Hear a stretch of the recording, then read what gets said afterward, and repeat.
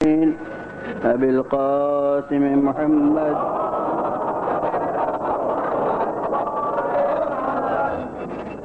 خاتم النبيين وآله الطيبين الطاهرين المعصومين. أما بعد، فقد قال الله سبحانه في كتابه المبين وهو أصدق الصادقين: هو الذي بعث في الأميين رسولا منهم يتلو عليهم آياته ويزكيهم ويعلمهم الكتاب والحكمة وإن كانوا من قبل لفي ضلال مبين.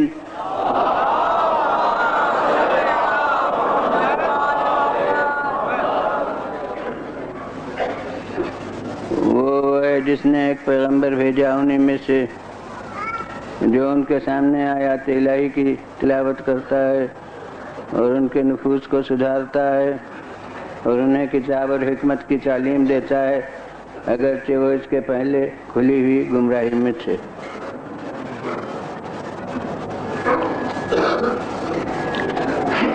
میں نے عرض کیا کہ یہ مضمون 3 جگہ اس کے پہلے قرآن مجید میں ہے، مگر یہاں اس کی شان عجیب ہے، یعنی اللہ کا تعارف کرایا جا رہا ہے یہ کہہ کے کہ وہ ہے جس نے ایسا رسول بھیجا۔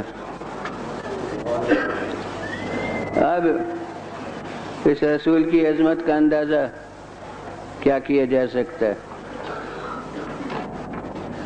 اور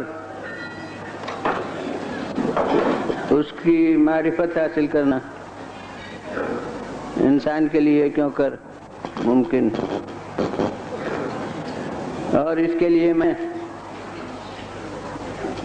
ایک عام اصول آپ کے سامنے پیش کروں اور اسے فرصت کے لمحات میں دیکھیے گا کہ صحیح ہے یا نہیں،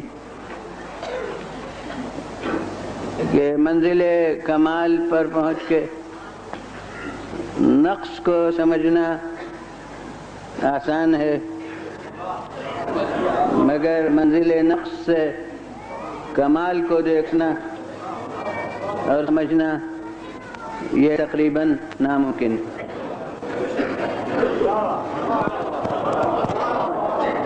اس کی روزمرہ کی مثالیں میں 2 آپ کے سامنے پیش کر سکتا ہوں۔ ایک یہ کہ بوڑھا جانتا ہے کہ جوانی کیا تھی اور جوان جانتا ہے کہ بچپنا کیا تھا، مگر بچہ سمجھ سکے کہ شباب کیا ہوتا ہے یہ ناممکن ہے۔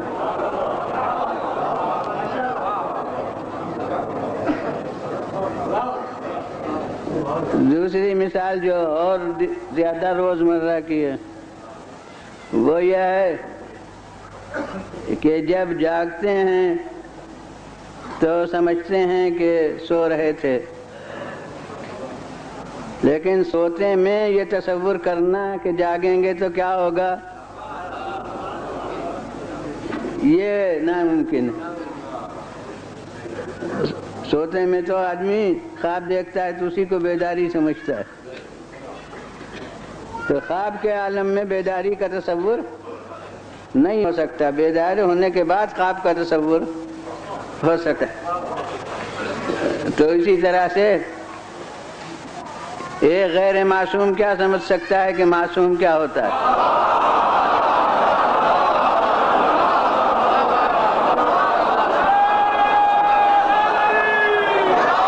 کہیں غیر معصوم اور معصوم۔ اب اس کے آگے یہ کہ عام افراد کیا سمجھ سکتے ہیں کہ نبی کیا ہے، اور انبیاء کیا سمجھ سکتے ہیں کہ خاتم الانبیاء کیا ہے۔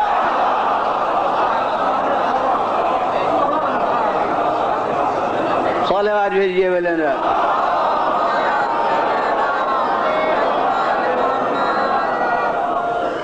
پھر بلند آواز سے صلوات۔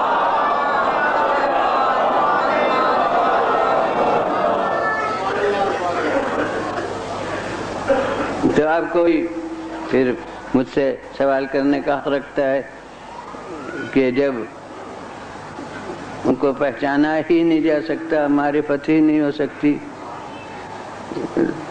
تو پھر یہ آپ ممبر پر آ کے یہ کوشش کیا کرتے ہیں؟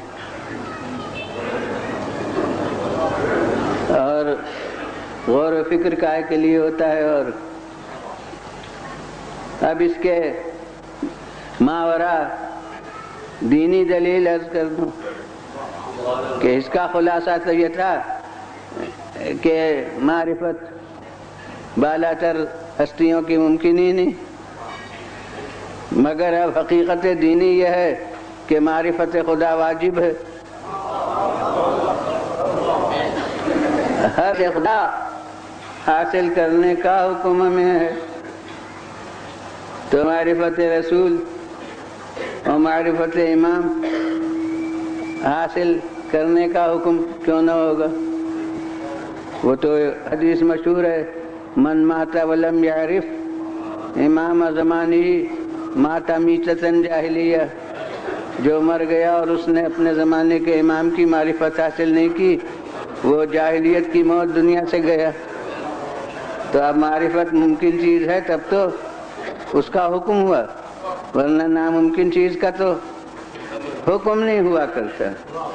تو اب یہ دونوں باتیں متضاد ہو گئیں. ابھی تو یہ تھا کہ معرفت ممکن ہی نہیں ہے، اور اب یہ ہو گیا کہ معرفت ممکن ہے اور واجب ہے. تو اب یہ دونوں باتیں کیوں کر سمجھ میں آئیں؟ اب اس کے لیے کوئی منطقی فلسفی تقریر کرنا منظور نہیں ہے.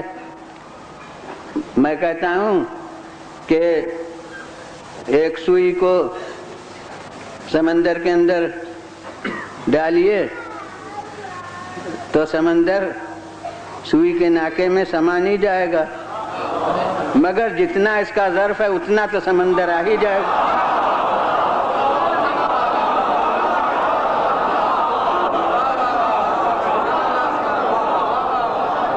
اللہ پر اسی کے ہیں کہ اپنی کشتی ذہن کو ان کے کمالات کے سمندر میں ڈال دیں، پھر جتنی ظرف میں وسعت ہوگی اتنا آ جائے گا.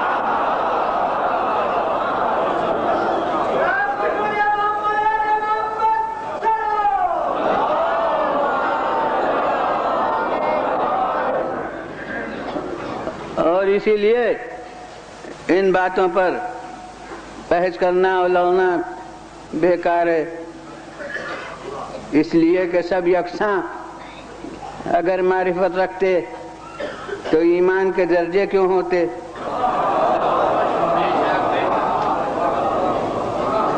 حضرت پیغمبر خدا صلی اللہ علیہ وسلم نے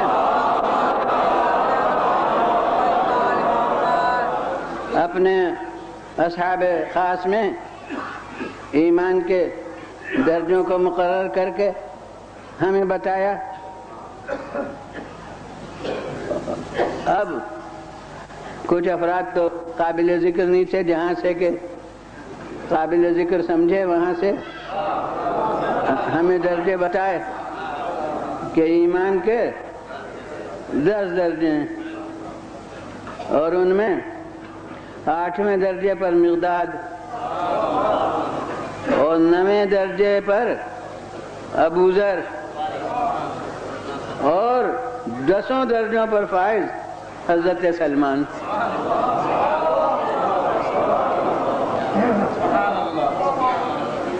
تو یہ درجات ایمان کیا درجات معرفت سے الگ ہیں؟ وہی ایک ہی ہے کہ جب تک کہ معرفت کامل نہ ہوگی ایمان اس پر کامل کیوں ہوگا؟ تو جب رسول نے ان میں درجے مقرر کر دیے تو وہ تو آپس میں نہیں لڑتے تھے کبھی.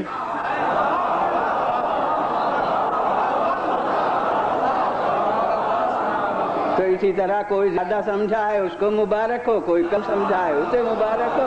اس میں لڑنے کی ضرورت کیا ہے؟ صلوات بھیجیے اللہ.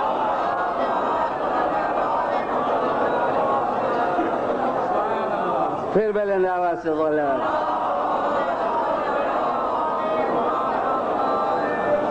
مگر اب یہ 3 ہستیوں کا تذکرہ آ گیا تو اب ایک حقیقت پر میں متوجہ کروں کہ زبان پیغمبر خدا صلی اللہ علیہ وآلہ وسلم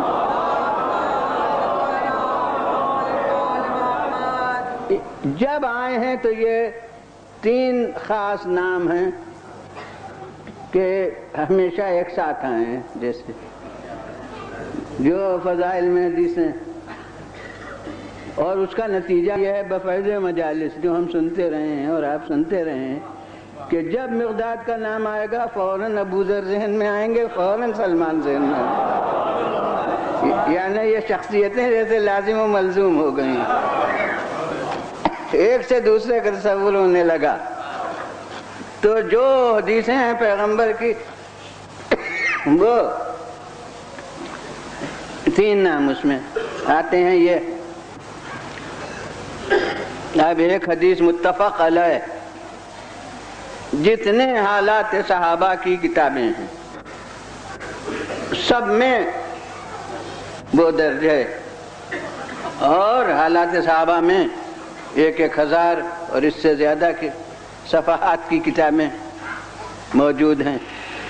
جو عام طور سے متداول کتابیں ہیں ان میں سب سے قدیم استیعاب علامہ ابن عبد البر ہے، جو بنی امیہ کے دار السلطنت، وہ قرطبہ کے عالم تھے، اور اس کے بعد جناب اصابہ حافظ ابن حجر ہے، اور اسد الغابہ ابن اسیر جزری ہے، اور بہت سے اس کی کتابیں ہیں جو اتنی مشہور و معروف نہیں ہیں۔ تو ان سب میں متفق علیہ ایک حدیث ہے، اور وہ یہ کہ ان الجنۃ لتشتاق الی 3 سلمان و ابی ذر والمقداد، یعنی ایک مسلمان تو مشتاق جنت ہوتا ہے۔ پیغمبر فرماتے ہیں کہ 3 ہستیاں وہ ہیں کہ جنت ان کی مشتاق ہے۔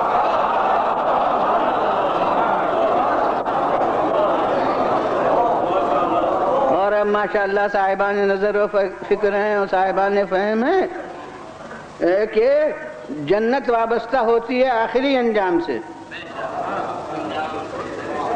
جب پیغمبر نے کہ جنت 3 کی مشتاق ہے، وہی 3 سلمان، ابو ذر اور مقداد ان کی مشتاق ہے، تو بس یہ تو ضمناً بات آ گئی ہے، اس کو پھیلانا تھوڑی ہے۔ میں کہتا ہوں کہ پیغمبر خدا صلی اللہ علیہ وآلہ وسلم نے ایک کانٹا دے دیا ہے حق و باطل کا مسلمانوں کے ہاتھ میں، کہ دیکھو میرے بعد جب کوئی دوراہا آئے تو یہ دیکھو کہ یہ کدھر ہیں۔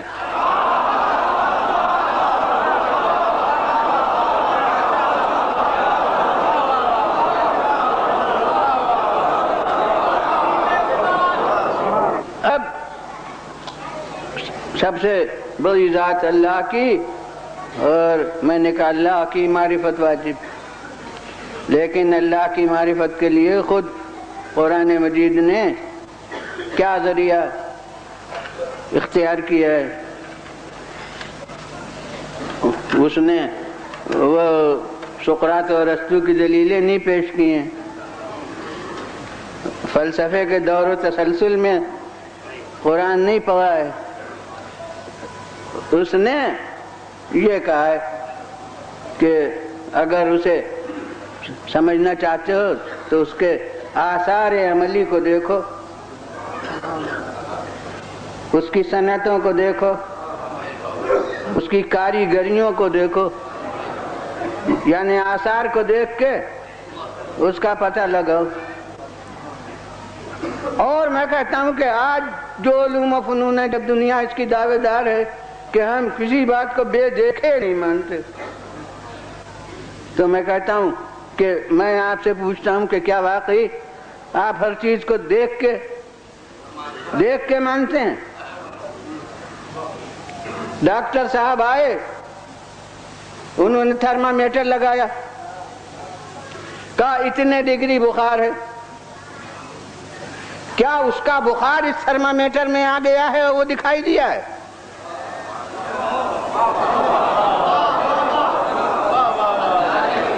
حضور والا اس کا اثر آپ کو معلوم ہے کہ جب اتنے درجے بخار ہوتا ہے تو پارا یہاں تک پہنچتا ہے، وہ تلازم آپ کو معلوم ہے، تو اس لیے اثر کو دیکھ کے مؤثر کو سمجھتے ہیں۔ حکیم صاحب نبض دیکھتے ہیں تو وہ اس کا بخار سمٹ کے نبض میں بھی نہیں آتا ہے، اور نبض کو بھی دیکھتے تھوڑی ہیں، ہاتھ کلائی پر رکھتے ہیں، محسوس کرتے ہیں رفتار کو نبض کی۔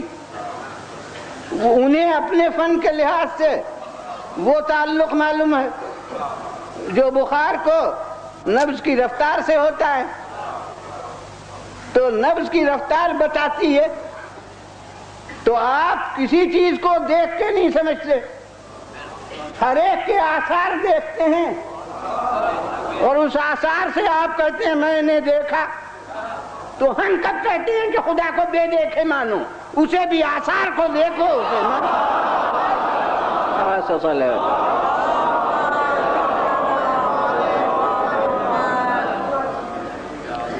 تو اس کی معرفت کا ذریعہ یہی کہ اسے کام دیکھیے، ان کاموں کے سے سمجھیے کہ وہ ذات کیسی ہوگی جس نے ایسے کام انجام دیے۔ قرآن مجید نے اپنے پیغمبر کے اوصاف کو بیان کرنے کے لیے کہ یہ رسول کیسا ہے، اس آیت میں یہی طریقہ اختیار کیا ہے کہ وہ کام بتائے ہیں جو خدا کی طرف سے ان کے ذمے ہیں، اور اس کے بعد ذہن انسانی پر بار ڈالا ہے کہ اب سوچو کہ ان کاموں کے لیے کیسا ہو چاہیے۔ جب اس نے یہ کام ان کے سپرد کیے ہیں تو اب اس ذات کا اندازہ کرو جس کے سپرد اللہ نے یہ کام کیے ہیں۔ تو اب یہ اس آیت قرآن مجید کی خصوصیت یہ ہے کہ اس میں ان کاموں کی تفصیل درج ہے جو خالق کی جانب سے خاتم الانبیاء صلی اللہ علیہ وسلم۔ تو ان میں سے پہلا کام تلاوت آیات، اس کی کتاب کی تلاوت کرنا، آیات الہی کی تلاوت کرنا۔ دوسرا کام، اب وہ بعض آیتوں میں وہ بات کو یہ پہلے فرق نہیں ہوتا، نفوس کو پاک و پاکیزہ بنانا، اس کا آج میں ترجمہ کیا، سدھارنا، یہی لکھا بھی ہے میں نے ترجمہ۔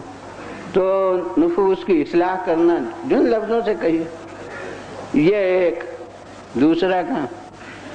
تیسرا کام، اس ایک میں دو کام ہیں، لفظیں ایک ہیں معنی کے لحاظ سے دو ہیں، ایک کتاب کی تعلیم دینا اور چوتھے حکمت کی تعلیم دینا۔ یعلمہم الکتاب والحکمہ، تو ایک کام ہوا تعلیم کتاب اور ایک کام تعلیم حکمت۔ یہ چار کام اس نے اپنے رسول کے ذمے کیے ہیں۔ میں کہتا ہوں کہ انہی کاموں سے ایک بحث کا فیصلہ ہو جاتا ہے۔ اگر قرآن کافی ہوتا تو فریضہ رسول بس یتلو علیہم آیاتہ ہی پر ختم ہو جاتا۔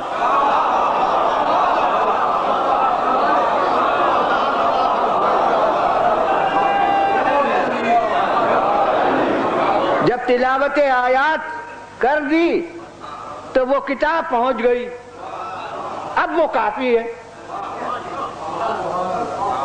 اب اس کے آگے رسول کا کوئی اور کام ہو نہیں چاہیے تھا، مگر یہاں اور آگے بڑھی بات، یہ تو گویا ابجد ہے تعلیم رسول کے نصاب کی۔ یتلو علیہم آیاتہ، یہ اس کے آیات کی تلاوت کرتے ہیں۔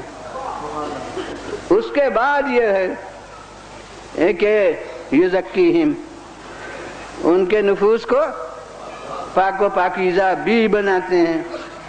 یہ دوسرا کام ہوا نا. اور پھر تیسرا کام انہی کے ذمہ ہے کہ یہ تعلیم دیتے ہیں کتاب کی. اب یہ کتاب کوئی اور ہے.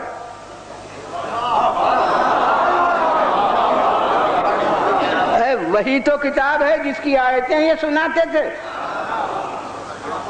اور جس وقت سنا رہے تھے اس وقت سب اہل زبان تھے، سب عربی، نہ خود عرب. اس کے باوجود تلاوت کتاب کی کرتے ہیں، اس کی آیتوں کو پڑھتے ہیں اور پھر تعلیم بھی دیتے ہیں. اس کے معنی یہ ہیں کہ اہل زبان جو عرب تھے وہ بھی بغیر تعلیم رسول کے قرآن کو نہیں سمجھتے تھے. انہیں دیکھ کے سمجھتے ہیں قرآن سمجھ گئے. علم قرآن حاصل ہو گیا. ابھی 2 دن کی بات ہے، ایک صاحب نے تشریف لائے اور انہوں نے مجھ سے کہا کہ میں تفسیر قرآن لکھ رہا ہوں. میں نے کہا کہ آپ عربی سے واقف ہیں؟ کہا جی نہیں، عربی سے واقف نہیں ہے، تفسیر قرآن لکھ رہے. تو میں نے کہا کہ وہ قرآن کی تفسیر نہیں ہوگی، ترجموں کی تفسیر ہوگی. صاحب یہ بھی ایک رجحان بہت بڑا ہو گیا ہے کہ بس کوئی ماشاءاللہ پروفیسر ہے تو اب وہ تفسیر قرآن بھی لکھ سکتا ہے. کوئی ماشاءاللہ مثلا اور کچھ ہے تو وہ تفسیر قرآن بھی لکھ سکتا ہے. تو جس زبان میں قرآن نازل ہوا ہے اس زبان سے بالکل واقف نہیں ہے اور پھر اس کی تفسیر کرنے کا حق رکھتا ہے. تو وہ جو اہل زبان تھے وہ بھی بغیر رسول کی تعلیم کے نہیں سمجھتے تھے. اور کتاب کی تعلیم ہو گئی تب بھی کچھ رہ گیا جس کے لیے چوتھا کلاس حکمت کا قائم ہوا. یہ حکمت وہ فلسفہ تھوڑی ہے جس کے ارسطو وغیرہ واقف تھے. یہ حکمت وہ ہے جو اسرار کتاب ہیں، جو رموز کتاب ہیں. اور اب یہ 4 آخر درجے کیوں قرار دیے گئے؟ اس کے معنی یہ ہیں کہ یہ طالب علموں کی صلاحیت کے لحاظ سے ہے. ایک کلاس تو عام ہے اور وہ تلاوت کتاب کا ہے. اس میں تو مومن و کافر کی بھی تفریق نہیں. صلی اللہ علیہ وسلم چوراہوں پر کھڑے ہو کے گیا، قرآن کی آیات سناتے ہیں. کعبے میں جا کے جتنے وہاں کے گرد و پیش لوگ ہیں ان کو قرآن پڑھ کے سناتے ہیں. تو اب اس میں تو دیکھا نہیں جاتا کون سن رہا ہے، جو سنے. اور اگر سنائے نہ تو حجت کیوں کر قائم ہو؟ پھر کافر پر کفر کا الزام کیوں کرائے؟ پھر اسے سزائے کفر کس طرح ملے؟ لہذا وہ درجہ تعلیمی تو عام ہے. اب جب آپ نے قرآن پڑھ کے سنایا تو اس سے کچھ نے اثر لیا، کچھ نے اثر نہ لیا. جنہوں نے بالکل اثر نہ لیا وہ کافر کے کافر رہے. تو اب جب انہوں نے اسلام قبول ہی نہ کیا تو فرائض رسول ان کی نسبت ختم ہو گئے.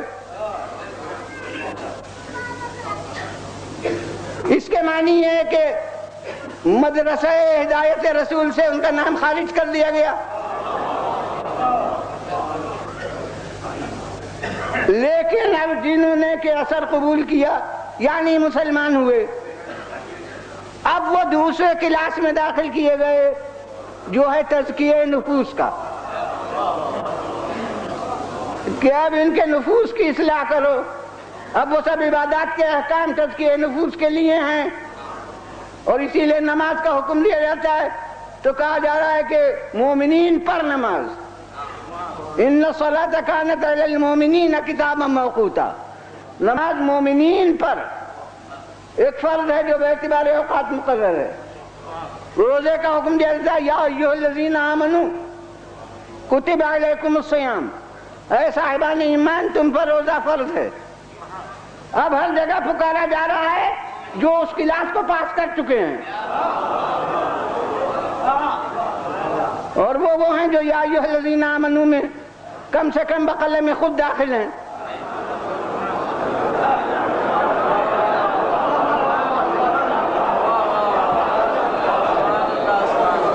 اب ان کے لیے یہ فریضہ ہو گیا، ان کو احکام دیجئے، ان کے نفوس کے تزکیے کے جو سامان ذرائع ہیں وہ انہیں بتائیے اور سکھائیے۔ تو فریضہ رسالت ان کے لیے آگے بڑھا، یزکیہم، کہ یہ ان کو تزکیہ نفوس بھی کریں، ان کے نفوس کی اصلاح بھی کریں۔ اب جب پہلے کلاس میں ہر ایک نے دیکھ لیا کہ ہر ایک نے اثر قبول نہیں کر لیا، ارے اگر ہدایت پیغمبر میں ایسی کیمیاوی تاثیر ہوتی کہ جبری طور پر تبدیل حیت کر دے، ماہیت بدل دے، تو فوراً سب مومن کیوں نہ ہو جاتے؟ معلوم ہے کہ جیسے ہدایت الہی میں جبر کار فرما نہیں ہے ورنہ کافر کا وجود نہ ہوتا، ویسے ہی ہدایت پیغمبر میں وہ کیمیاوی اثر نہیں دیا گیا ہے کہ ایک دم سننے والا بدل جائے۔ جبھی تو سننے کے بعد بھی کچھ مسلمان ہوئے، کچھ نہیں ہوئے۔ تو جب پہلے فیض میں، پہلے درجہ تعلیمی میں، پہلے کلاس میں ہم نے دیکھ لیا کہ کچھ نے اثر قبول کیا، کچھ نے نہیں قبول کیا، تو دوسرے میں یہ تصور کہاں صحیح ہوگا کہ اب جب مسلمان ہو گئے تو پھر سب برابر کے ہو گئے۔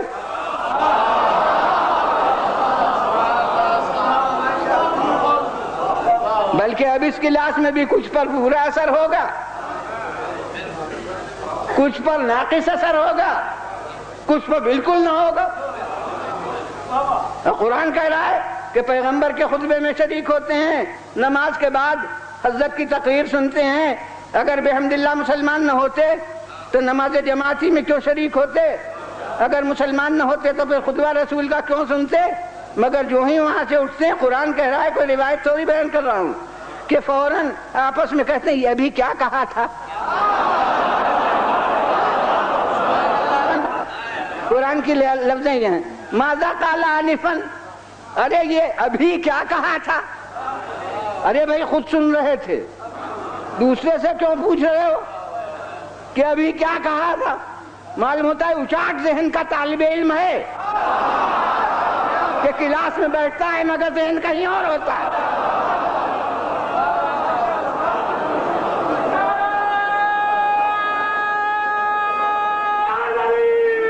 بیان کر رہا ہے اس معزز گروہ کا جو کہ پیغمبر کے آس پاس ہے، وہ سن رہا ہے حضرت کا خطبہ، کہ اسی وقت پوچھ رہے ہیں ابھی کیا کہا تھا، یعنی ابھی سنا تھا، ابھی بھول گئے کہ کیا کہا تھا، سمجھے ہی نہیں کہ کیا کہا تھا۔ تو اب بتائیے ان پر اثر ہوگا؟ تو اب جب اثر نہ ہوا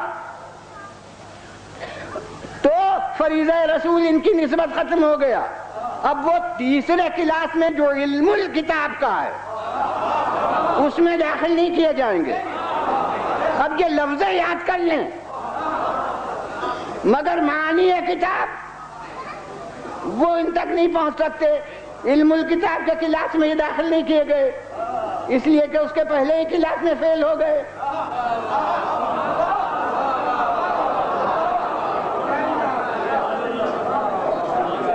اب وہ لوگ جن کو تعلیم کتاب دی اور انہوں نے علم الکتاب سے فیض حاصل کر لیا، اب وہ اس لائق ہوں گے چنے ہوئے چند اشخاص کہ انہیں رموز کتاب بتائے جائیں، انہیں اسرار کتاب بتائے جائیں۔ وہ چوتھا درجہ ہے حکمت، جسے قرآن نے کہا ہے من یؤت الحکمت فقد اوتی خیرا کثیرا، جسے حکمت عطا ہو گئی اس کو بہت بڑا خیر مل گیا۔ صلوات بھیجیے والے۔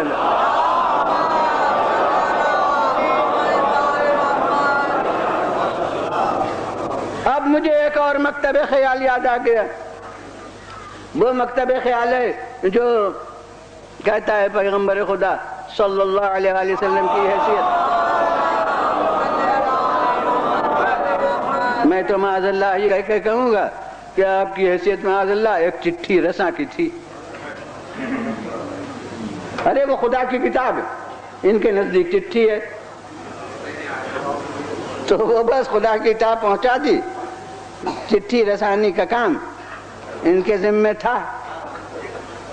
تو میں کہتا ہوں یہ اسی وقت پھر کسی حد تک صحیح ہوتا جب فریضہ یتلو علیہم آیات ہی پہ ختم ہو جاتا.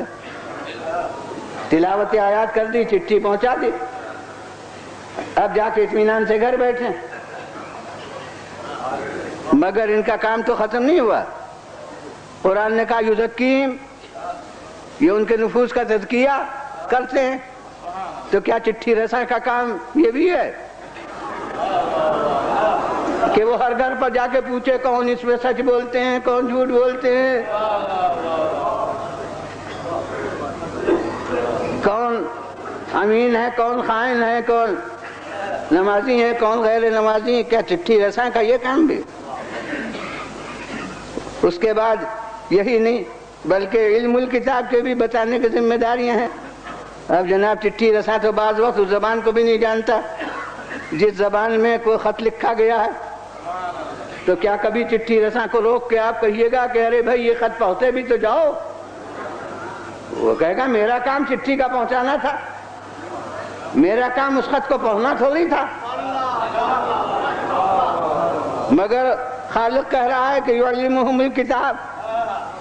ارے یہ کتاب کی تعلیم بھی دیتے ہیں، علم الکتاب بھی ان کے ذریعے سے ملے گا. اور اب اتنا ہی نہیں بلکہ اب اس چٹھی رساں سے پوچھئے کہ اصل مطلب لکھنے والے کا کیا ہے، اس کے راز بھی بتائیے، اس کے رموز بھی بتائیے. تو بتائیے برائے خدا. ارے کتاب کو کافی سمجھتے ہیں تو جتنا کتاب میں ہے اسے تو مانیے.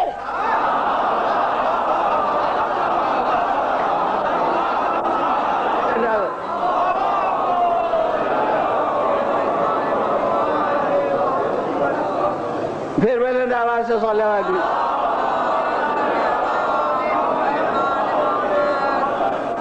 لیجیے اب ایک اور مکتب خیال یاد آ گیا. وہ بات ایک ہی ہے، اس کو غلاف لپیٹ لپیٹ کے پیش کیا جاتا ہے. کبھی کسی نعرے کی صورت میں کہہ دیا، کبھی کوئی فلسفہ بنا کے کہہ دیا، وہ ایک ہی بات ہوتی ہے. تو جناب اب وہ مکتب خیال جو پہلے ادھر تھا اب ادھر ہے، اور اسی طرف اس کی نشر و اشاعت بھی ہے کہ جناب والا ماخذ دین بس کتاب ہے، سنت نہیں ہے. وہی بات، کتاب کافی ہے. یہ وہی نعرہ ہے جو پروان چڑھا ہے مختلف صورتوں میں. تو جناب ماخذ دین بس کتاب ہے، سنت نہیں. میں کہتا ہوں اسی ایک آیت سے اس کا بھی فیصلہ. تلاوت آیات کتاب کرتے ہیں، لیجئے کتاب تو پہنچ گئی. اب یہ یزکیم، یہ تزکیہ نفوس کرتے ہیں.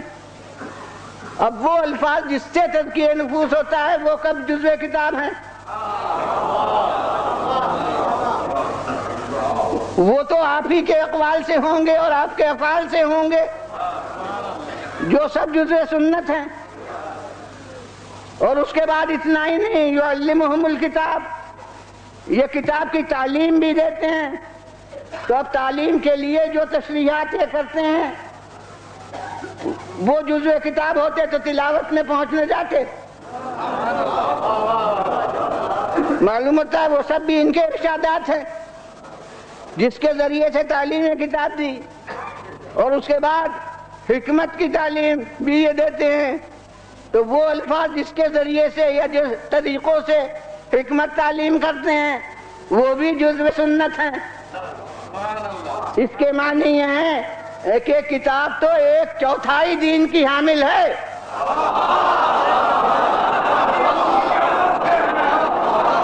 تو جس نے کتاب کو لے کے سنت کو چھوڑا اس نے 3/4 دین چھوڑ دیا، 1/4 دین. کیا کام ہیں جو پیغمبر خدا صلی اللہ علیہ وآلہ وسلم کے سنت ہیں. اور اب ان چاروں میں جو ترتیب میں نے بتائی کہ وہ ایک کلاس ہے جس میں وہ سب ہیں، اور اس کے بعد وہ کلاس ہے، اس کے بعد اور چھٹا مجمع، تو تیسرا کلاس ہے، اور کم ہوا تو چوتھا کلاس ہے. تو یہ ترتیب یہ کیوں کر ہوگی؟ یعنی معلم کی سوجھ بوجھ پر ہے کہ اب پہلے کلاس کا اس نے دیکھا کن پر اثر ہوا کن پر نہیں ہوا، تو اب ایک فریق ایک طبقے کو چھاٹ دیا جس پر کچھ اثر نہیں ہوا، ان کو لے لیا جن پر اثر ہوا. اب دوسرا کلاس شروع کیا تو یہ دیکھا کن پر اثر ہوا کن پر نہیں ہوا، اور جن پر اثر ہوا ان کو مزید تعلیم کے لیے منتخب کر لیا، اوروں کو چھوڑ دیا. جو تیسرے کلاس کو پاس کر چکے ان کو دیکھا کن پر پورا اثر ہوا کن پر ناقص ہوا، اس لحاظ سے وہ چوتھا فیض یعنی تعلیم حکمت دینا شروع کی. معلوم ہوا کہ یہ سب کچھ پیغمبر کی سوجھ بوجھ سے وابستہ ہے. اور یاد رکھیے کتاب بے زبان ہے، وہ اس سوجھ بوجھ کو نہیں رکھ سکتے. اب یہ جو کام پیغمبر خدا صلی اللہ علیہ وسلم کے سپرد کیے، تو اتنے سے آپ کو اندازہ ہوگا کہ موضوع کتنا وسیع ہے. اور خیر اب معلوم ہوا یہاں سے جا کے کل تو میں نے بلا تکلف کر دیا تھا کہ یہ 3 مجلسوں کا سلسلہ ہے، مگر بعد میں معلوم ہوا کہ ایک مجلس چاند سے وابستہ ہے کہ چاند ہو تو پھر وہ گھٹ جائے گی مجلس، اور چاند نہ ہو تو بہہ جائے گی. تو اب یہ سمجھا نہیں جا سکتا یقین کے ساتھ کہ کل یہاں مجلس ہے یا کہیں اور کہیں تو آئی، یعنی میں تو بچوں گا نہیں. وہ چاند ہو یا نہ ہو تو مجھے تو بیان کرنا ہے، لیکن اب یہاں بیان کرنا ہے یا کہیں اور. ہاں ابھی تک انشاءاللہ تک کے طور پر کہیے، کیونکہ سنا مسئلہ صاف نہیں تھا، لہذا کہیں اور سے اطلاع آ سکتی ہے، بعد میں ثبوت ہو سکتا ہے. تو جیسے روزے کی نیت کر لیتے ہیں، چاند عید کا ثابت ہو گیا تو توڑ دیا جاتا ہے، ویسے ہی بس انشاءاللہ فیصلہ قائم ہوگا بانیان مجلس کا. ظاہر ہے دل یہی چاہتا ہوگا، دعائیں ان کی یہی ہوں گی کہ یہی ہو. تو اب یہ جو اب میرے لیے تو یہ ہے کہ اب میں یہ سمجھوں کہ آج مجھے ختم کرنا ہے موضوع یا کل ختم ہوگا. بہرحال وہ بحمداللہ وسعت اس میں اتنی ہے کہ وہ 8 دن اور ہو تب بھی سلسلہ بیان جاری رہ سکتا ہے. تو اب یہ بہرحال اب تو پہلے یہی سمجھ کے کہوں کہ شاید آج ہی مکمل ہو جائے، نہیں کل پھر انشاءاللہ اس کی تکمیل ہوگی.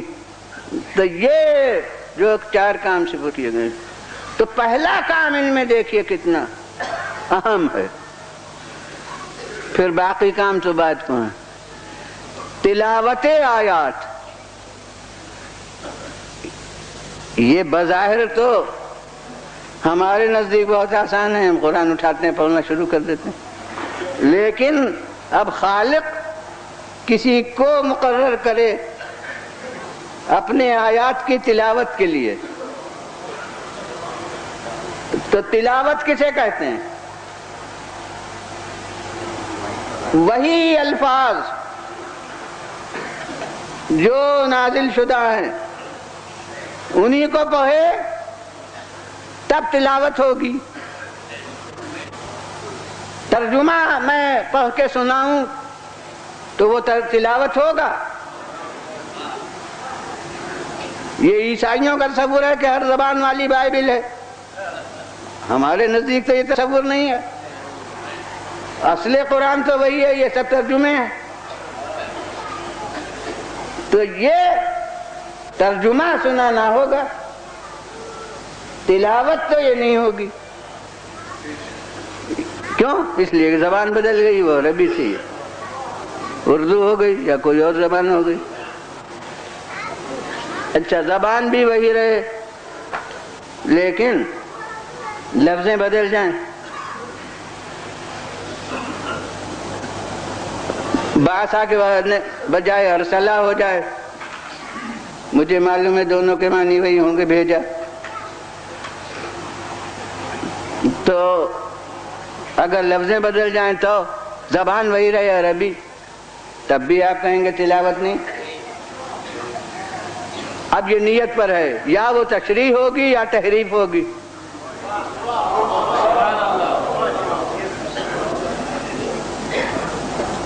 لفظیں بالکل وہی رہیں، ترتیب بدل جائے، آیت کی ترتیب۔ فَأَوْجَسَ فِي نَفْسِهِ خِيفَةَ مُوسَىٰ۔ اب ماشاءاللہ صاحبان علم موجود ہیں کہ عربی قواعد میں فعل کے بعد پہلا درجہ فاعل کا ہے، پھر مفعول کا درجہ ہوتا ہے۔ تو اب کوئی استاد طالب علم کو بتانے کے لیے یہ کہے کہ اس کا مطلب ہے فَأَوْجَسَ فِي نَفْسِهِ خِيفَةَ مُوسَىٰ، اس کا مطلب ہے فَأَوْجَسَ مُوسَىٰ خِيفَةً فِي نَفْسِهِ۔ کوئی لفظ نہ گھٹی ہے نہ بڑھی ہے، بالکل وہی لفظیں ہیں جو آیت میں تھیں، صرف موسیٰ اپنی جگہ سے ہٹ کے دوسری جگہ چلا گیا، تو اب یہ تلاوت ہوگی، حالانکہ زبان بھی وہی، لفظیں بھی وہی، مگر نہیں، ہم نے سمجھانے کے لیے الٹ پھیر کر دیا، تو اب وہ تلاوت نہیں ہوگی۔ تو پھر تلاوت کیا ہے؟ تلاوت یہ ہے کہ الفاظ الہی وہی اسی طرح خلق تک پہنچ جائیں۔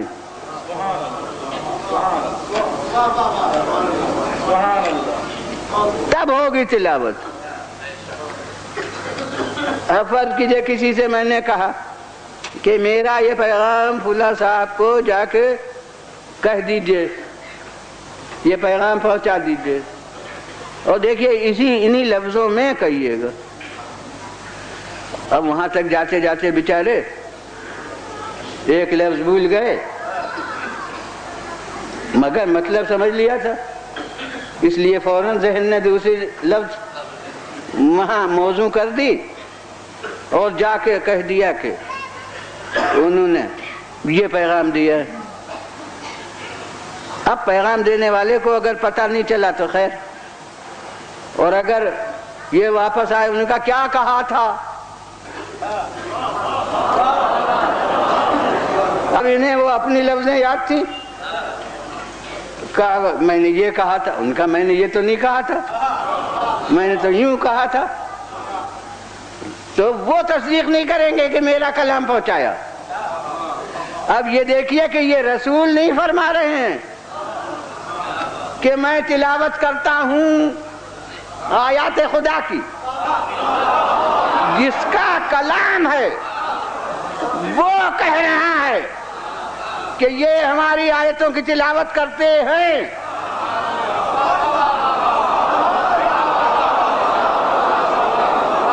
اور پھر ماشاءاللہ صاحبان علم موجود ہے، ماضی کا صیغہ نہیں ہے جو ایک واقعہ خاص کا پتہ دے کہ انہوں نے ہماری آیتوں کی تلاوت کر دی، بلکہ مضارع ہے جو تجدد و استمرار کا پتہ دیتا ہے۔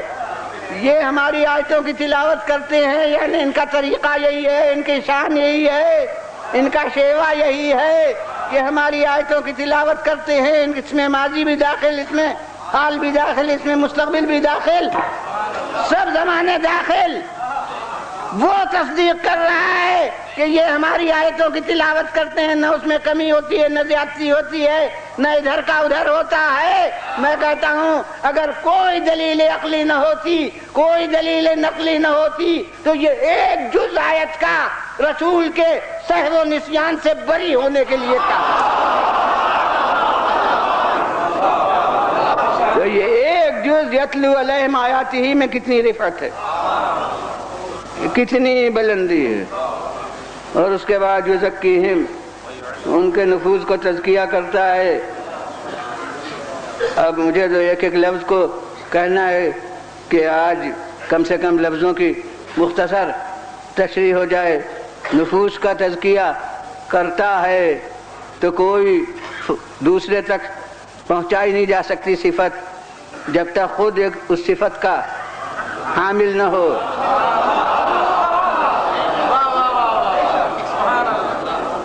تو وہ خالق کہہ رہا ہے کہ یہ دوسروں کے نفوس کو طاہر کرتا ہے، پاک کرتا ہے. تو یہ یزکیہم، یہ تنہا یزکیہم خود ایک آیت تطہیر ہے. صلوات بھیجیے اللہ.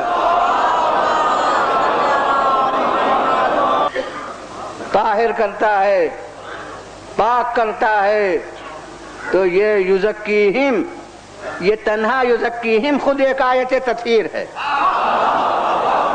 صلوات بھیجیے اللہ.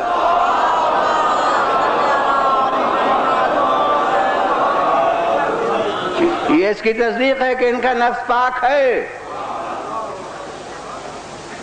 اس کے معیار پر پاک ہے. اور اب یہاں جناب پاک کرے گا نہیں ہے کہ کوئی سمجھے کہ کچھ ہے جب تو پاک کیا. یہاں پاک کرے گا نہیں ہے، پاک ہے. صلوات بھیجیے اللہ.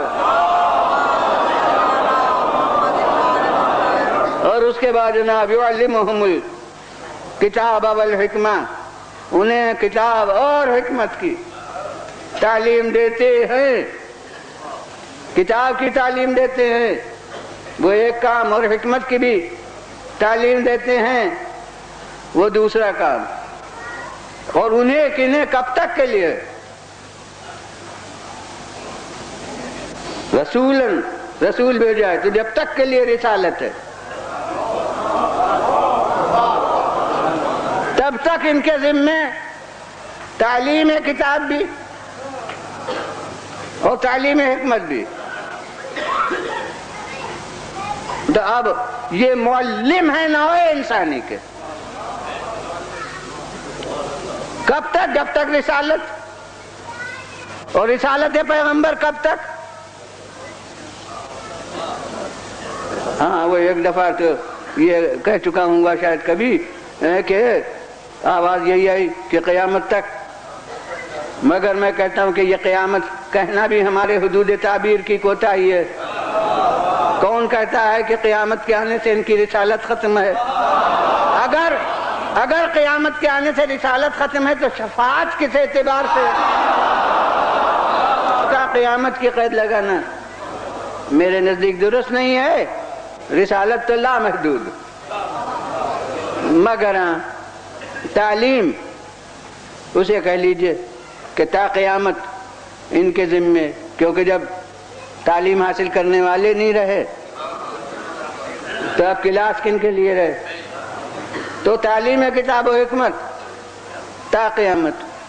اب ماشاءاللہ مجمع میں جب سب جہاں تک میری نظر جاتی ہے وہ عوام بالکل نہیں ہیں بلکہ علماء ہیں، تعلیم یافتہ افراد ہیں اور طالب علم بھی یقیناً. یہ ایک خوشگوار انقلاب ہے جو مجھے ہندوستان میں بھی محسوس ہوا ہے اور میں نے ممبر پر اس کا اقرار کیا. اور یہاں بھی کہ ایک وقت ایسا تھا کہ مجالس میں سن رسیدہ افراد زیادہ ہوتے تھے اور نوجوان کم ہوتے تھے. تو یہ بڑا خوشگوار انقلاب ہے جو مستقبل نیک کا دین کے لیے خبر دیتا ہے. میں دین کے مستقبل سے مایوسین میں نہیں ہوں بلکہ میں رجائیت کا حامی ہوں. دین وہ ختم ہوگا جو عقل کا ساتھ نہ دے سکے.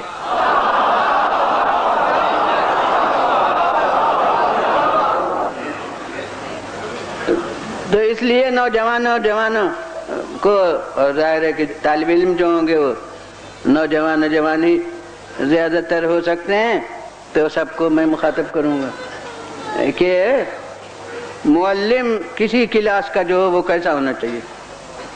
کسی اسکول یا کالج کا معلم کیسا ہونا چاہیے؟ اب اس کی ذات تشریح کروں کہ اگر معلم ایسا ہے کہ 6 مہینے تک تو بچوں کو اس سے پڑھنے کی ضرورت ہوتی ہے اور 6 مہینے کے بعد وہ اس کے برابر آ جاتے ہوں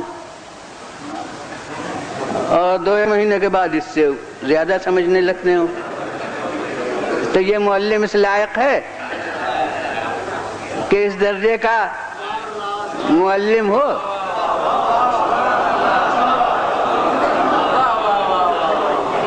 سب سمجھ گئے کہ نہیں؟ اس لائق نہیں ہو سکتا۔ اب اگر کسی معلم سے مثلا 5 برس تک کی تعلیم متعلق ہے، اب سنا ہے کہ وہ سلسلہ نہیں رہا، ایک وقت میں یک معلمی اسکول ہوتے تھے کہ بس ایک استاد ہے، اب جو بھی طالب علم آئے گا کسی بھی کلاس کا ہو وہ اس کو اسی سے پڑھنا پڑے گا، اور یوں بھی ہو سکتا ہے کہ کسی سال کوئی مضمون اسے پڑھانا ہو، کسی درجے کا کسی سال کوئی موضوع غرض، اب فرض کیجئے کہ 2 برس 3 برس 4 برس اس سے سابقہ رہنا ہے طالب علموں کو، تو یہ اگر ایسا ہو کہ بس سال بھر تک تو پڑھا سکے اور سال بھر کے بعد طالب علم برابر آ جاتا ہو پھر بخ جاتا ہو، تو وہ اس لائق ہے؟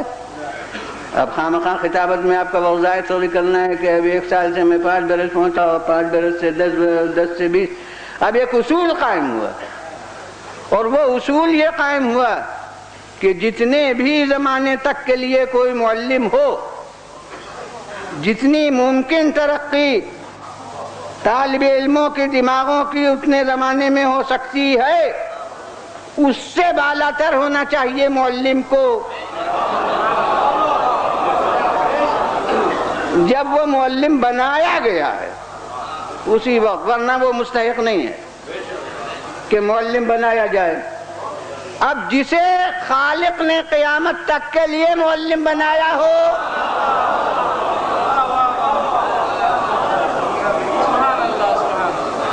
تو بربنائے اصول تعلیمی قائل ہونا پڑے گا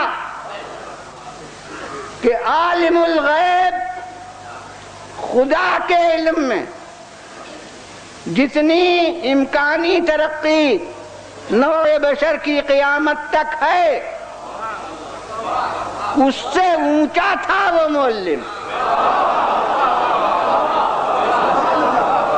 جسے اس نے معلم بنایا ہے۔ اب صلوات بھیج دیجئے درمیانی میں۔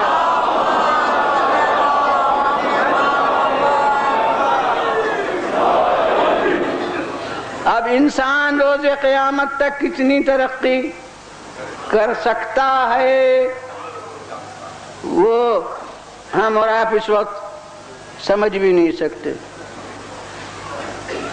ارے جس لائن میں ترقی کر رہا ہے تو ذہن کی ترقی، چاہے مصرف غلط ہو، تو ترقی کا انکار تو نہیں کیا جا سکتا۔ تو انسان کتنی ترقی کر سکتا ہے اس کی رفتار یہ ہے کہ اس کو ہم سمجھ نہیں سکتے کہ 10 برس بعد کیا ہوگا اور 20 برس بعد کیا ہوگا، جبکہ ہمارا مشاہدہ ہے کہ ایک وقت میں 50-60 برس پہلے مثلا کہا جاتا کہ یہاں سے بیٹھ کے اور تم دہلی کی آواز سنو گے تو کوئی نہ مانتا، اور آج تو راستہ چلتے میں دنیا بھر کی آوازیں۔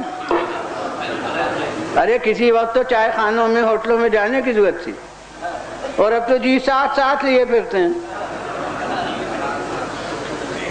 اور جہاں ہیں وہاں آوازیں سن رہے ہیں دنیا بھر کی۔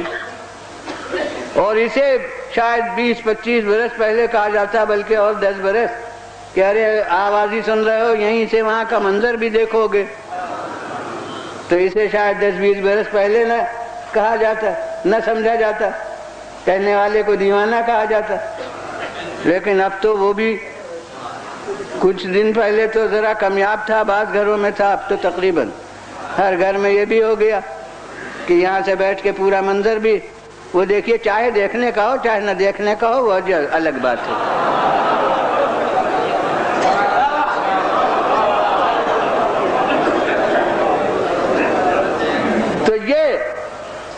ابھی 10 برس پہلے سمجھ میں بات نہیں آتی، تو اب جب رفتار ترقی یہ ہے تو 10 برس بعد کیا ہوگا، اور 20 برس بعد کیا ہوگا، اور پھر 100 برس بعد کیا ہوگا، اسے کون اندازہ کر سکتا ہے۔ لیکن مجھے تو کچھ آسانی اس میں محسوس ہوئی کہ میں اس پر غور کروں کہ یہ ترقیاں جو ہو رہی ہیں اور بہت سی ہو چکی ہیں اور آئندہ بھی ہوں گی، یہ کن لائنوں پر ہو رہی ہیں، کس چیز میں یہ ترقیاں ہو رہی ہیں۔ تو میری تو یہ سمجھ میں آیا کہ یہ تمام ترقیاں 2 چیزوں میں ہو رہی ہیں، ایک سرعت رفتار اور ایک شدت اختصار۔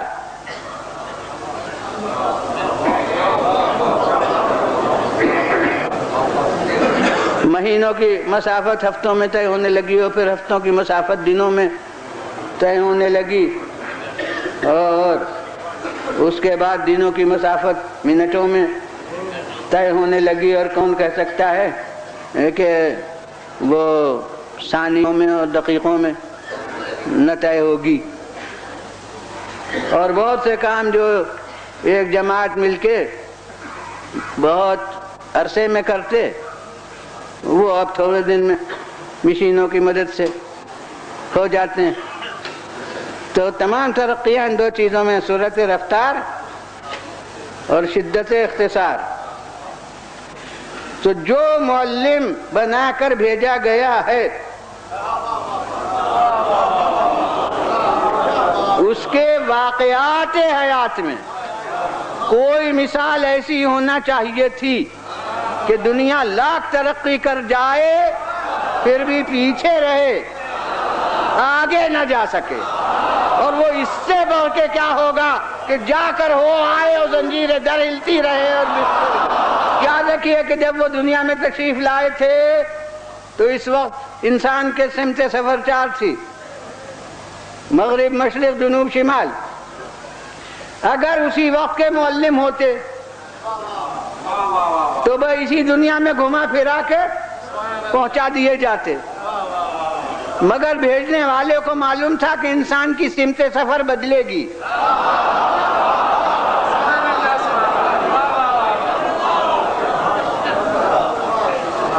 یہ چاند تک پہنچے گا اور ستاروں تک پہنچنے کی کوشش کرے گا، اور کون کہہ سکتا ہے کہ کبھی نہیں پہنچ جائے گا۔ جب چاند تک پہنچ گیا تو اور ستاروں تک بھی پہنچ سکتا ہے۔ تو اب سمت سفر ادھر ہو گئی۔ تو جسے معلم بنا کر بھیجا گیا ہے اسے چاہیے، لازم تھا کہ ادھر اتنی دور تک پہنچا دیا جائے کہ اب لاکھ انسان اونچا جائے پھر بھی پیچھے رہے، آگے نہ جا سکے۔ تو انسان چاند تک گیا ہے، جسے ہمارے پرانے ریاضی والے کہتے ہیں فلک الدنیا پر ہے۔ فلک الدنیا نے سب سے نیچے کا آسمان جو بس ہمارے اوپر ہے، وہاں چاند ہے، وہاں تک ابھی یہ انسان کی پرواز ہوئی ہے۔ مگر اس کے آگے اب چاہے جہاں جائے، ستارہ مریخ تک جائے، زہرہ تک جائے، عطارد تک جائے، اب میں کہتا ہوں ستارہ زحل تک پہنچ جائے جہاں تک ابھی تک تخیل بھی نہیں ہوا ہے۔ ستارہ زحل سب سے اونچا ہے ان میں، تو وہاں تک بھی پہنچ جائے، لیکن جس ستارے پر بھی پہنچ جائے، جس سیارے پر بھی جائے، تو میں کہوں گا کہ وہ ہمارے رسول کا روندا ہوا راستہ ہے۔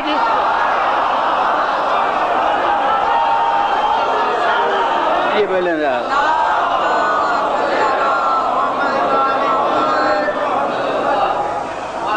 اور آپ اس موضوع کے مشتاق تو بہت رہتے ہیں اور فرمائشیں بھی ہوتی ہیں، مگر ابھی تک جب سے آ رہا ہوں کراچی میں، یہاں ہمیشہ ایک جھلکی اس منزل کی لوگوں کے سامنے میرے بیان میں آتی رہی ہے۔ تو بس آج اتنا ہی صحیح، پھر کبھی اور کوئی جز صحیح، مگر ایک بڑی بحث ہے، میں کہتا ہوں اس کا تصفیہ اس سے ہو جاتا ہے، اسی سے، اتنے ہی سے ہو جاتا ہے۔ میں نے جو عقلی ضرورت معراج کی عرض کی ہے، تو وہ اب غور کر لیجئے کہ یہ جو چاند تک گئے ہیں، یہ اگر روحانی طور پر گئے ہوں تو معراج روحانی مان کے بعد بن جائے گی. اور اگر یہ سب جسم سمیت گئے ہوں تو اپنے رسول کو ان سے پیچھے نہ سمجھیے.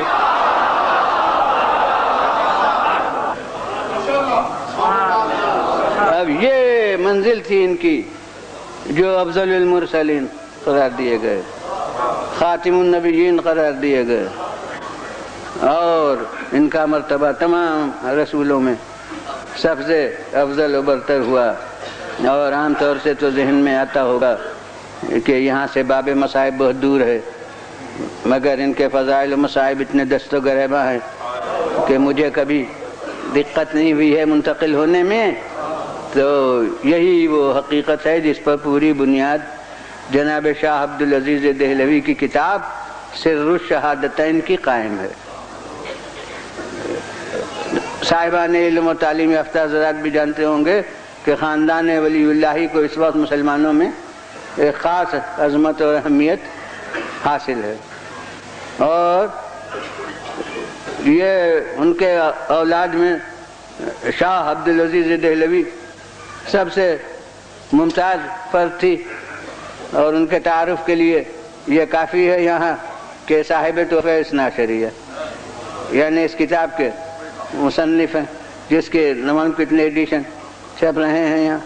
تو یہ ان کی ایک کتاب ہے سر و شہادتیں، کہ جتنے شہادت نامے ہیں اس وقت، چاہے وہاں ہو چاہے یہاں، سب کا ماخذ، سب کی بنیاد اس پر قائم ہوتی ہے. اسی وقت ترجمے ہوئے ذکر الشہادتین و تقریر الشہادتین و تحریر الشہادتین، فارسی اور اردو سب وہ کتاب عربی میں. تو سر الشہادتین کی بنیاد اسی چیز پر ہے، فضیلت رسول پر ہے بنیاد. ترجمہ ہے اس کا ذکر سر الشہادتین کا کہ دو شہادتوں کا راز.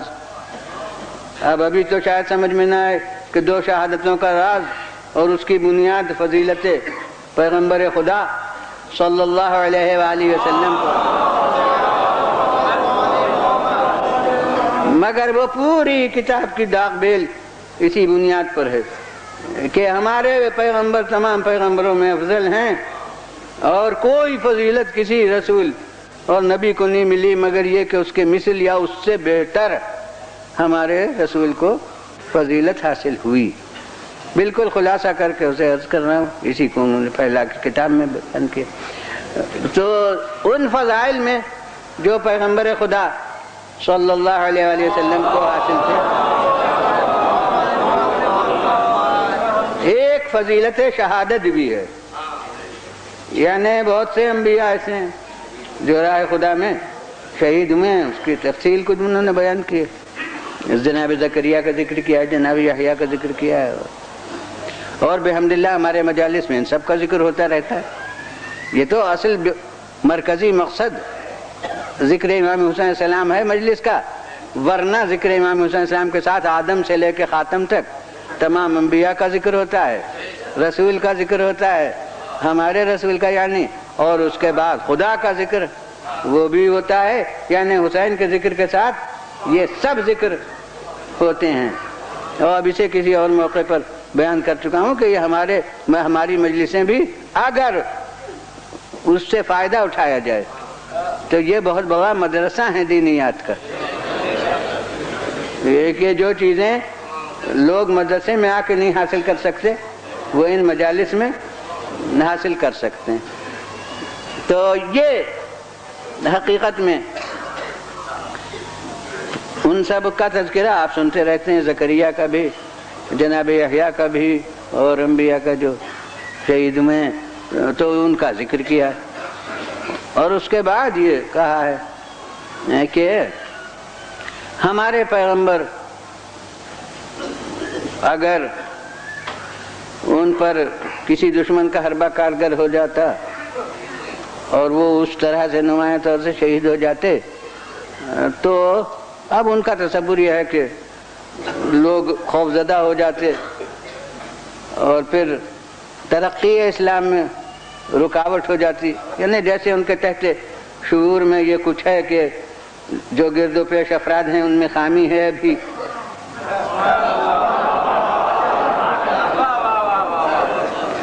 بہرحال اب وہ حقیقت ہے، ذہن میں ہے ان کے، اب میں کیا کروں کہ انہی کا بیان ہے کہ پھر ترقی اسلام رک جاتی ہے۔ یعنی لوگ بہت سے کچھ توقعات کی بنا پر ہیں، بہت سے ایسے ہیں جو خود خوشگوار امیدوں میں ہیں، تو اب وہ پھر ان کو مایوسی ہو جاتی، ترقی اسلام رک جاتی۔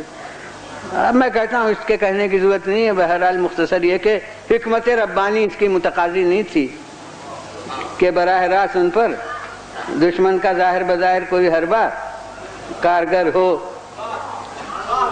لیکن اگر یہ فضیلت رہ جاتی فضائل رسول میں تو اس کے معنی ہے کہ آپ کا درجہ گھٹ جاتا اور انبیاء سے، لہذا منظور قدرت ہوا کہ براہ راست تو حضرت پر کسی کی تلوار کسی کا نیزہ کام نہ کرے، مگر یہ فضیلت آپ کے فضائل میں رہ بھی نہ جائے، اس کے لیے خالق نے پیغمبر کو 2 نواسے عطا فرمائے، اور شروع سے یہ اہتمام کیا، چونکہ منظور قدرت یہ تھا، لہذا یہ اہتمام کیا کہ ان کی خصوصیت پیغمبر خدا صلی اللہ علیہ وسلم سے نمایاں سے نمایاں تر ہوتی جائے۔ اب بہت سی باتیں ہیں کہ بحث برائے بحث میں انسان دوسرے کے مقابلے میں لڑنے کے لیے تیار ہو جاتا ہے، انکار کر دیتا ہے، مگر جب اپنی جگہ ہوتی ہے تو ضمیر کی رہنمائی سے اسے مانتا ہے۔ تو انہوں نے کہا کہ مثلا جو بھی نواسا ہے وہ اپنے باپ کی اولاد کہلائے گا، نسبت اسی کی طرف ہوگی، فرزند اپنے باپ کا ہوگا، لیکن یہ ہے نواسے مگر خدا نے ان کو ان کا بیٹا قرار دیا۔ یہ ان کی خصوصیت رکھی کہ یہ فرزند رسول ہیں، اور اس کے علاوہ ہر ایک کی غذا وہ شیر مادر سے ہوتی ہے، لیکن ان کی غذا لعاب دہن رسول سے ہوئی، تاکہ اجزاء جسم رسول ان کے جسم میں شامل ہو جائیں۔ یہ اہتمام خالق نے کیا، اور پھر حدیثیں کچھ فضائل کی بھی درج کی کہ یوں تعارف کرایا اور یوں لوگوں کو ان کے خصوصیت اپنے سے بتائی، یہ سب اسی مقصد کی تکمیل کے لیے۔ تو میں کہتا ہوں کہ جب رسول نے یہ سب اسی مقصد کی تکمیل کے لیے کیا تو ہم بھی جو مجلسیں کریں اسے بدعت نہ کہیے، یہ بھی اسی مقصد کی تکمیل کے لیے ہے۔ یہ سب اہتمام ہوا، اور اس کے بعد آخری نتیجہ یہ کہ شہادت کی 2 قسمیں ہیں، ایک شہادت سری اور ایک شہادت جہری۔ شہادت سری یعنی خفیہ شہادت، وہ ظاہر سے ہوتی ہے، اور شہادت جہری یعنی کھلم کھلا شہادت وہ تلوار سے ہوتی ہے۔ اور یہ دونوں قسم کی شہادتیں دونوں نواسوں میں تقسیم ہو گئیں۔ وہ شہادت سری یعنی زہر والی شہادت حسن مجتبیٰ کے حصے میں آئی، اور یہ تلوار والی شہادت نمایاں طور سے وہ حضرت امام حسین علیہ السلام کے حصے میں آئی، اور اس طرح وہ فضیلت شہادت ان دونوں نواسوں کے ذریعے سے فضائل رسول میں شامل ہو گئی۔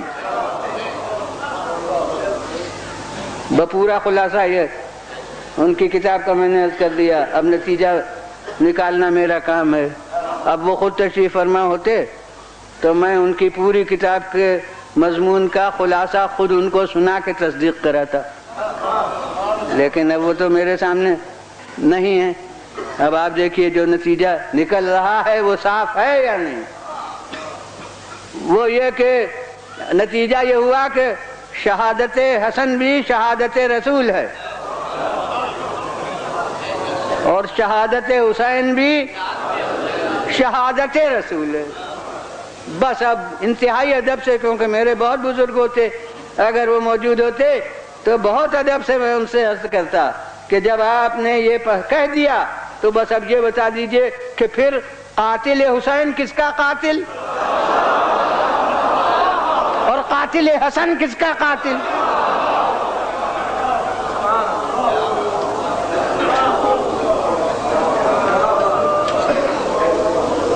اب جناب پھر اس قاتل کے بارے میں کچھ کہنے سننے میں اختلاف نہ رکھیے. اب جو قاتل رسول کو کہنا جائز ہو وہ قاتل حسین کو کہنا جائز سمجھیے، اور جو قاتل رسول کو کہنا جائز ہو وہ قاتل حسن کے لیے کہنا جائز سمجھیے.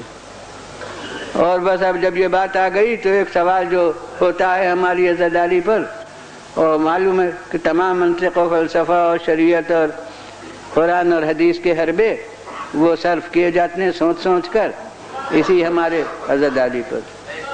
یعنی روتے ہم ہیں مگر آنکھوں کو تکلیف دوسروں کے ہوتی ہے. سینے پر ماتم ہم کرتے ہیں، درد سینے میں دوسروں کے ہوتا ہے. تو یہ ہو تو ایک سوال یہ ہوتا ہے کہ اور بعض وہ سوال کا انداز یہ ہوتا ہے کہ واقعی سننے والا جیسے محجوب ہو جائے، شرما جائے، جیسے قائل ہو جائے کہ تم آخر وفات رسول میں اتنا غم کیوں نہیں کرتے، اتنی یادگار اس کی کیوں نہیں قائم کرتے جتنی کہ شہادت حسین میں تم یہ سب کرتے ہو. تو ایک سوال ہے، چونکہ بہرحال کوئی شیعہ اس کے ماننے کے لیے تیار نہیں ہے کہ ہم کسی بھی معصوم کو رسول سے بالاتر سمجھتے ہیں، تو اب یہ سوال ہوتا ہے. تو اب جیسے بعض وقت کوئی لاجواب ہو جائے گا، تو اب ارشاد جناب شاہ عبدالعزیز دہلوی کی روشنی میں کہتا ہوں کہ یہ سوال اس وقت تک ہے جب تک کہو وفات رسول اور شہادت حسین.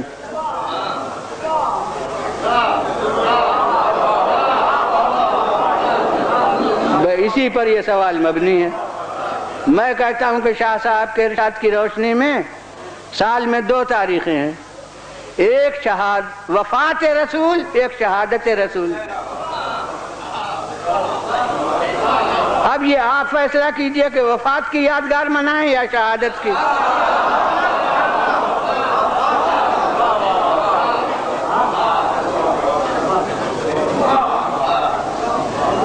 اور اب ماشاءاللہ تعلیم یافتہ مجمع کے لیے ایک اس کا زندہ نتیجہ عرض کر دوں کہ وفات کی یاد میں ہمارے لیے عملی نمونہ کوئی نہیں ہے، اور شہادت کی یاد میں جو خود اختیاری اقدامات ہیں وہ ہمارے لیے نمونہ عمل ہے. تو اب بتائیے حیات اسلام کے لیے کون زیادہ کارگر ہے؟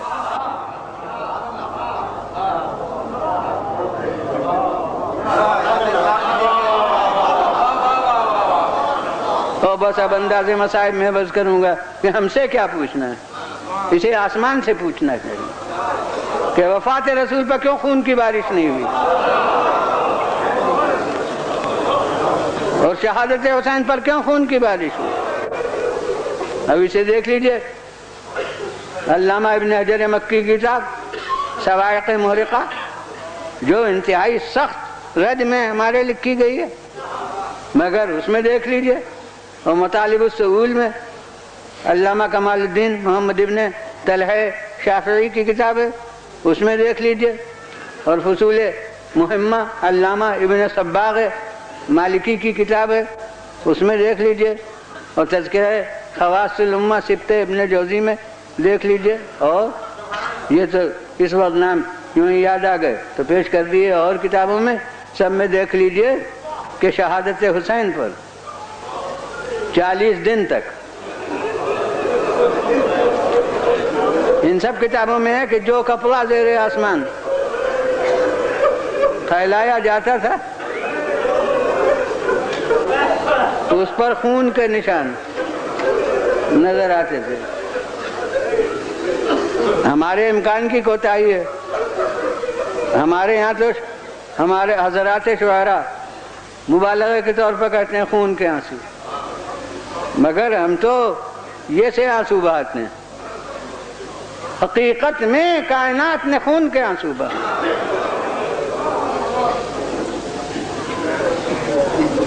چالیس دن تک. اس کے معنی ہے کہ عاشورہ ہی کے دن کو اس نے یوم غم نہیں بنایا، بلکہ 40 کی تاریخ بھی اس نے مقرر کر لی۔ وہ 20 صفر تک 40 دن پورے ہوتے ہیں، جس میں کائنات سوگوار رہی ہے۔ اور بعض وقت ایک روایت کے ساتھ درایت ایسی شریک ہو جاتی ہے کہ وہ تواتر کی دلیل ہو جاتی ہے، کہ اب کوئی کہے کہ یہ راویوں نے بعد میں بیان کیا کہ خون کی بارش ہوئی، مگر جناب سب سے قدیم بسیط تاریخ کربلا کی وہ طبری ہے۔ طبری یقیناً بہت ہمیں قدر ہے اس کی اس بنا پر کہ سب سے پہلی اور سب سے آخری کتاب ہے کتب جمہور میں، جس میں اتنے بسط تفصیل کے ساتھ واقعہ کربلا کو درج کیا گیا ہے، ورنہ کسی نے 2 ورق لکھے، کسی نے 5 ورق لکھے۔ تو یہ طبری کی اہمیت ہے، اور قدیم ترین تاریخ جو ہمارے بڑی تاریخوں میں ہمارے ہاتھ میں اس میں ہے۔ تو اب آپ دیکھیے، یہ بعد کی بات نہیں ہے کہ یہ لوگوں نے راویوں نے بیان کیا۔ بڑا دلدوز مرقع ہے جو یاد دلاؤں گا کہ وہ وقت جب کوفے کے بازار سے ماشاءاللہ وہ پس منظر آپ کے ذہن میں آ گیا، میں ہلکی ہی لفظ کہتا ہوں کہ قافلہ گزر رہا ہے۔ اب وہ قافلہ کیسا ہے وہ آپ سوچ لیجیے کہ جب کوفے کے راہ سے قافلہ گزر رہا ہے اور ابھی کوئی بہت دن نہیں ہوئے، ارے 11 محرم کو کربلا سے قافلہ روانہ ہوا تو کوفے دوسرے دن تیسرے دن پہنچ گیا، یعنی بہت قریبی موقع۔ اور اس وقت اس واقعے کے تواتر کی دلیل قطعی قائم ہوتی ہے کہ کوفے کے بازار میں پہلے تو ایک جملہ سید سجاد کا ہے، جو ایک جملہ مرثیہ ہے کہ جب منظر ایسا دردناک تھا کہ گزر رہا تھا قافلہ تو چاروں طرف سے وہ جو تماشائی آئے تھے تو کوہرام برپا ہو گیا۔ کوٹھوں پر سے جو خواتین تھیں اور جو راستوں میں کھڑی ہوئی تھیں، ایک عالم گیریے کا، مرد و زن تمام پر طاری تھا، اور میں کہتا ہوں وہی دلیل انقلاب تھا۔ تو وہ جب قافلہ گزر رہا تھا تو ایک جملہ فرمایا ہے ہمارے چوتھے امام نے کہ ہؤلاء یبکون فمن قتلنا، ارے یہ تو سب رو رہے ہیں، پھر ہمارا قاتل کون ہے؟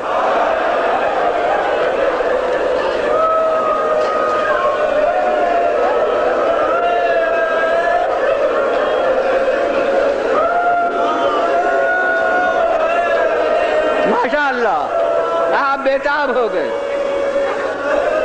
حقیقت یہ ہے کہ مصائب خنجر و تیر ہی کا نام نہیں ہے، یہ ان حضرات کے جملے ہیں ایسے موقع پہ جو 1000 مصیبتوں کا دفتر ہیں۔ ارے یہ سب تو رو رہے ہیں، پھر ہمارا قاتل کون ہے؟ اور اب اسی وقت حضرت زینب سلام اللہ علیہا نے، اور وہ کہ جس نے کبھی کسی سے بات نہیں کی ہے، اس وقت اس نے مقصد حسین کی تکمیل کے لیے اپنے خطبے سے باپ کی یاد تازہ کر دی۔ سننے والے نے کہہ دیا اسی وقت کہ معلوم ہو رہا تھا علی کی زبان ہے اور زینب کا دہن ہے۔ تو اب اس خطبے کو پیش نہیں کرنا ہے مگر یہ جملہ اس کا جو میرے بیان کی دلیل ہے کہ اس خطبے میں، ان دشمنوں کے مجمع میں جس میں ہر ایک انکار کر سکتا تھا، مگر اس مجمع میں فاطمہ کی بیٹی نے اور علی کی اس وقت نائب نے اور حسین کے قافلے کی سالار نے یہ جملہ کہا کہ اتعجبون ان تبکی السماء دما، ارے تمہیں حیرت ہے کہ آسمان سے خون کیوں برس رہا ہے؟